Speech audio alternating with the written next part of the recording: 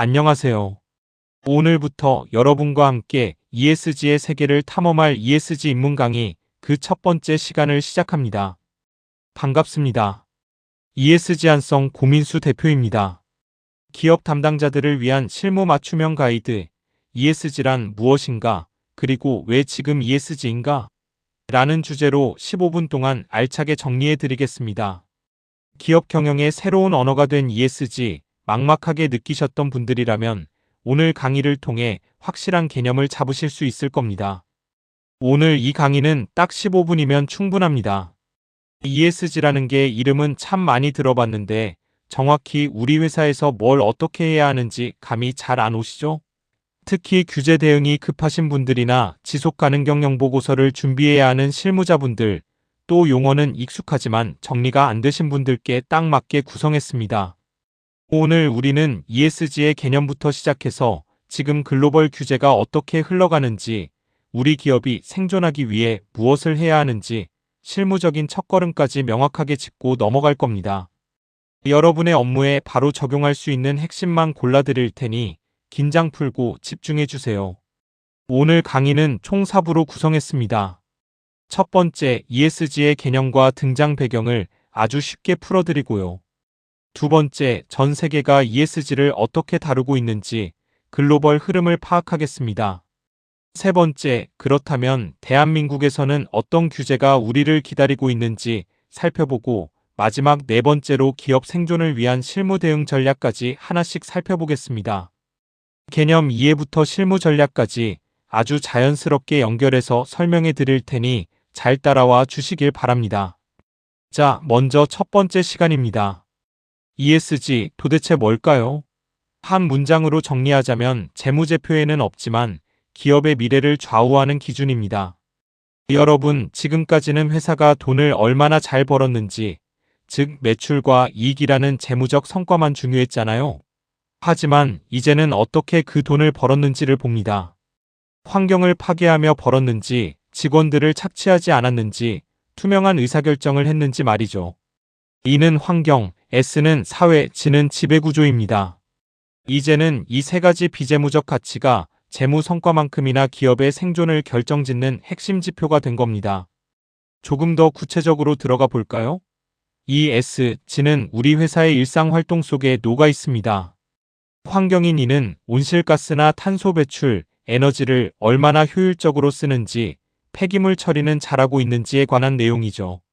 사회인 S는 우리 회사가 고용하고 있는 근로자들의 안전과 건강, 인권, 그리고 함께 일하는 협력사와의 상생, 더 나아가 지역사회에 얼마나 기여하는지를 봅니다. 마지막으로 G인 지배구조는 이 사회가 투명하게 운영되는지, 주주들의 권리를 제대로 보호하고 있는지, 그리고 법을 잘 지키는 윤리 경영을 하고 있는지를 봅니다. 어떠신가요? 우리 회사가 매일 하고 있는 업무들 하나하나가 다 ESG와 연결되어 있죠? 그럼 왜 이렇게 갑자기 ESG가 중요해졌을까요? 딱 4가지 이유입니다. 첫째, 기후위기가 현실이 됐습니다. 폭염이나 홍수 같은 이상기후가 기업에 직접적인 손실을 입히고 있죠. 둘째, 돈의 흐름이 바뀌었습니다. 글로벌 투자자들이 ESG를 못하는 기업에는 투자를 안 합니다. 셋째, 소비자가 바뀌었습니다.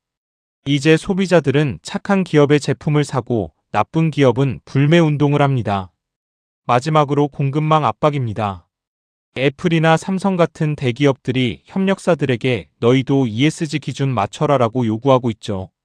여러분 회사의 거래처에서 갑자기 ESG 평가 서류를 요구한다면 이미 이 흐름이 여러분 코앞까지 왔다는 증거입니다.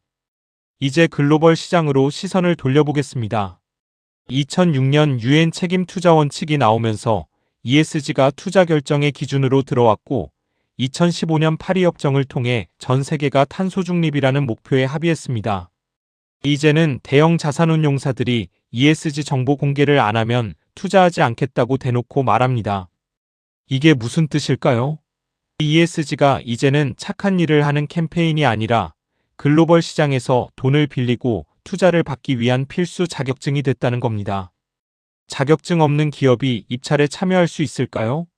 당연히 불가능하죠. 주요 국가들은 이제 ESG를 아예 의무로 만들고 있습니다. 유럽연합은 CSRD라는 아주 강력한 공시 의무를 도입했고 역외 기업들까지 압박하고 있습니다. 미국도 SEC가 기후 공시를 추진 중이고 일본이나 싱가포르 같은 아시아 국가들도 이미 기후 공시 의무화 로드맵을 짰습니다. 즉, 세계 어디서든 사업을 하려면 ESG 정보 공개는 피할 수 없는 법적 의무가 되고 있다는 뜻입니다. 우리 기업이 글로벌 시장에 조금이라도 발을 걸치고 있다면 남의 나라 이야기가 아니겠죠? 예전에는 ESG 기준이 제각각이라 기업들이 혼란스러웠습니다. GRI, SASB, TCFD 등 기준이 너무 많았죠. 그런데 지금은 ISSB라는 국제 기준 중심으로 통합되고 있습니다. IFRS S1과 S2라는 표준이 나오면서 전 세계 기업들이 같은 기준으로 정보를 공개하게 된 거죠. 우리나라도 이 ISSB 기준을 기반으로 한국형 ESG 공시 기준인 KSSB를 만들었습니다. 국제 기준을 알면 국내 기준 대응도 훨씬 쉽겠죠? 글로벌 언어를 하나로 통일하고 있다고 이해하시면 됩니다. 국내 ESG 공시 로드맵도 드디어 구체화됐습니다. 2028년부터 자산 30조 원 이상의 대형 코스피 상장사들을 시작으로 의무화가 시작됩니다. 그리고 2029년에는 10조 원 이상, 2033년에는 코스피 전 상장사로 확대됩니다. 그동안 언제 할지 몰라 불안했다는 기업들이 많았는데 이제는 일정이 명확해졌습니다. 여러분 회사 규모에 따라 준비해야 할 시간이 얼마나 남았는지 지금 바로 달력을 확인해 보셔야 합니다. 우리 회사는 언제부터 해당할까요? 직접적인 의무 대상이 아니라고 안심하고 계시나요? 아닙니다. 코스피 전체 상장사는 2026년부터 지배구조보고서 공시가 의무화됩니다. 그리고 대기업과 거래하는 중소중견기업이라면 대기업 고객사로부터 ESG 관련 데이터를 달라고 압박이 들어올 겁니다. 즉, 로드맵 상의 연도가 아니더라도 당장 준비를 시작해야 하는 이유입니다. 만약 여러분의 회사가 대기업의 부품을 납품한다면 내일부터라도 ESG 데이터를 관리하는 체계를 만들어야 합니다. 그럼 무엇부터 공시해야 할까요? 바로 기후입니다. 온실가스 배출량이죠. 이것은 스코프 1, 2, 3로 나눕니다. 스코프 1은 공장이나 차량에서 직접 태우는 연료, 스코프 2는 돈 주고 사서 쓰는 전기나 열입니다. 이것은 우선 의무사항입니다. 반면 협력사까지 포함하는 스코프 3는 워낙 복잡해서 2031년까지 유예해줬습니다. 핵심은 일단 직접 배출량부터 제대로 측정하는 것부터 시작하는 겁니다. 어렵다고 미루지 말고 우리 공장의 전기 사용량부터 꼼꼼히 체크해보세요. 자, 이제 생존이라는 키워드에 집중해봅시다. 앞서 말씀드린 것처럼 ESG는 구호가 아닙니다. ESG를 못하면 은행에서 돈을 안 빌려주거나 이자가 엄청 비싸집니다. 고객사는 거래를 끊을 것이고 소비자들의 외면으로 평판은 바닥을 칠 겁니다. 이건 단순히 기업 이미지가 나빠지는 수준이 아니라 회사의 매출과 생존이 직결되는 문제입니다.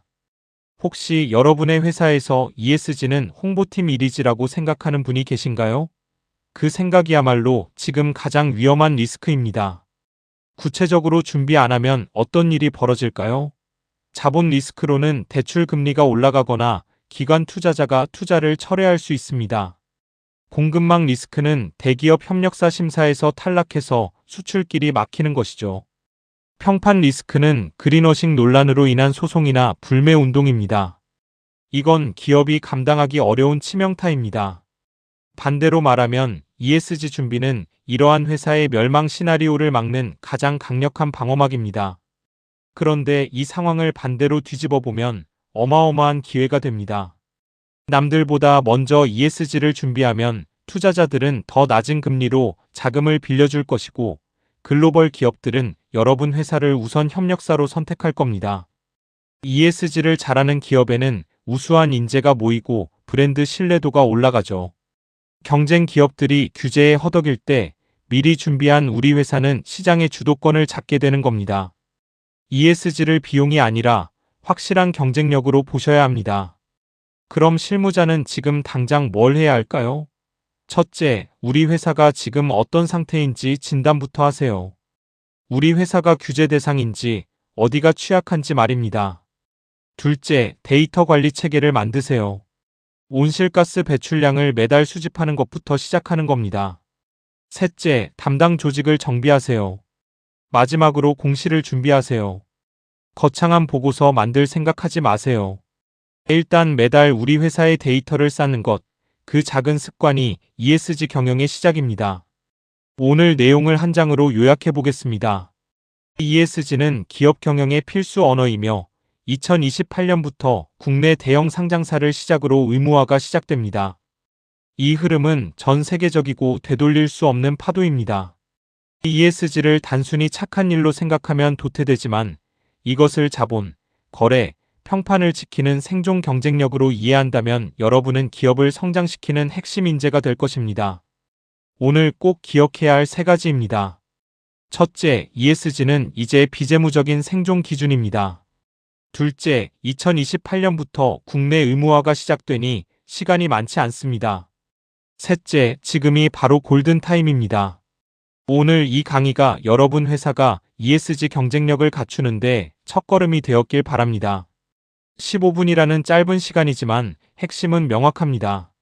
남들보다 조금 더 빨리 시작하는 그 노력이 나중에 여러분 회사의 가장 큰 차별점이 될 것입니다. 오늘 강의 어떠셨나요? ESG, 이제 남의 이야기가 아니라 우리 회사의 이야기라는 게 느껴지시죠?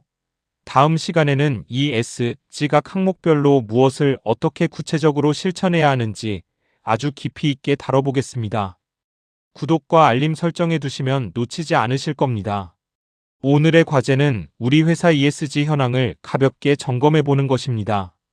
다음 시간에 더 깊이 있는 내용으로 다시 뵙겠습니다. 고생 많으셨습니다.